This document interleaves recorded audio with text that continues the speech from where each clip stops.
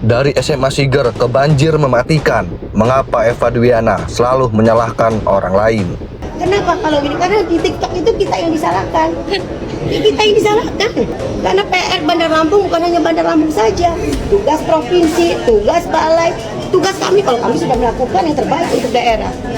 Rumah terendam, barang berharga hanyut, dan yang paling tragis, 3 nyawa melayang.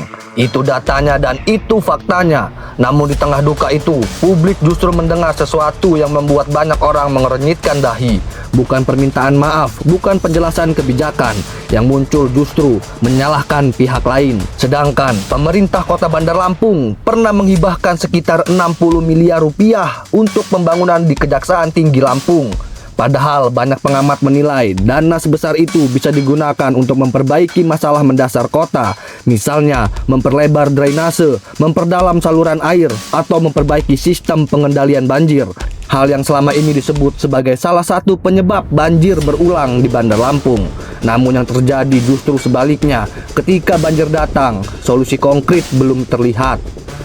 Menariknya, pola menyalahkan pihak lain ini bukan hanya terjadi dalam kasus banjir. Sebelumnya, publik juga menyaksikan polemik SMA Siger, sekolah swasta yang dikelola oleh yayasan milik Eka Afriana, saudari kembar Eva Dwiana. Sekolah tersebut tidak mendapatkan izin operasional dari pemerintah provinsi. Alasannya jelas, harus mengikuti aturan pendidikan nasional, termasuk Permendikbud nomor 36 dan Undang-Undang Sistem Pendidikan Nasional 2003.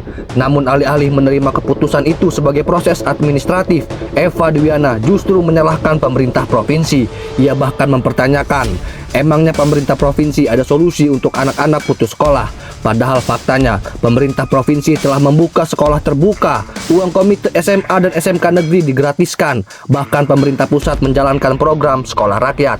Artinya, solusi sebenarnya sudah tersedia. Masalahnya tidak berhenti di situ. Banjir di Bandar Lampung bukan kejadian pertama. Pada tahun 2025, banjir juga menelan korban jiwa. Artinya ada waktu 1 tahun penuh untuk memperbaiki sistem, untuk berkoordinasi dengan Balai Mesuji sekampung, pemerintah provinsi, dan pemerintah kabupaten sekitar.